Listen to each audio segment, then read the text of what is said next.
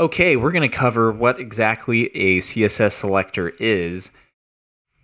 CSS selector is a method in which you select an object from your HTML file, your document object model. So for instance, if we were to type out an H1 tag, we could essentially style this. So let's go ahead and do that. In my CSS file, I am going to select my H1 tag. Let's see, we're going to make this float left. We are going to give this a width of, I'm sorry, I messed up my CSS. That's good to do in a video, right? Width, 200 pixels, height, 150 pixels, background, red,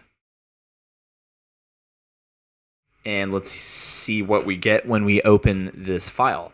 So I just threw this on my desktop real quick for the sake of this video.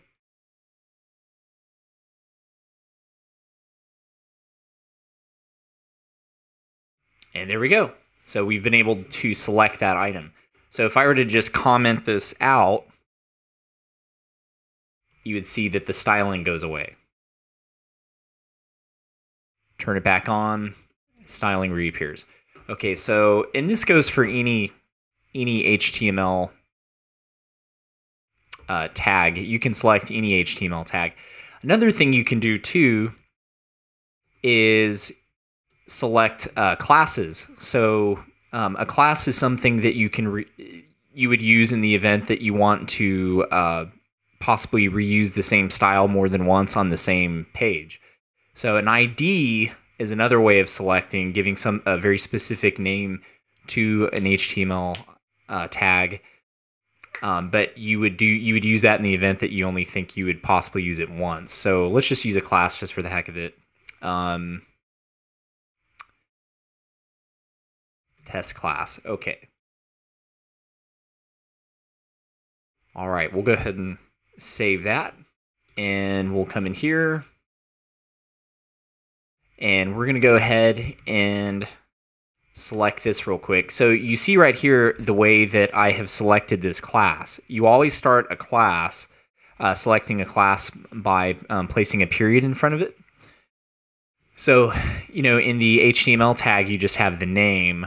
That's not good enough. You have to tell CSS what specifically you are selecting, so it needs that as a part of the naming convention. So we'll go ahead and let's see, we'll float that left. We'll say width, 500 pixels, height, 300 pixels, background, blue. I keep doing the same error over and over again. Nice. Okay, so see, there you go. So you've got that. Let's go ahead and select an ID real quick. So an ID is a little different, and we are not going to use this more than one time on a single page.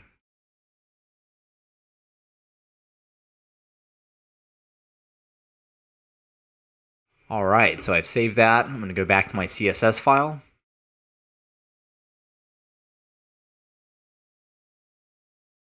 Float that left, width, height, background, green. All right, there you go. There you have it. All right, so what I'm going to do, though, is create a couple of different classes real quick. Another thing, too, with your selectors is you can string along multiple things at the same time. You notice this is the exact same styling as the test class. So what essentially I could do is, since this is exactly the same as this, in my selectors, I can string this along. And the way you do that is by placing a comma between the two selectors. So since they have these things in common, I can reduce the size of my CSS file by doing it that way, and just leave the thing that makes it unique. So the thing that makes this unique is that it has a green background. We'll come up here, take this blue background off. Let's let's see.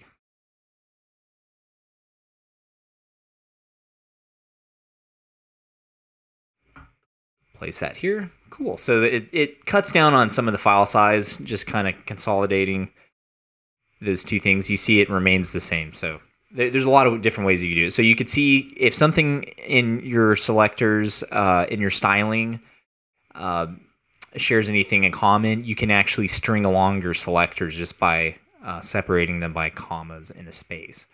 So that's one way of doing it. And you can obviously see that there's no discriminating against what you string along. You can string anything along. You can do a class, you can do an ID. I can come in here and directly do HTML element. All right, let's see.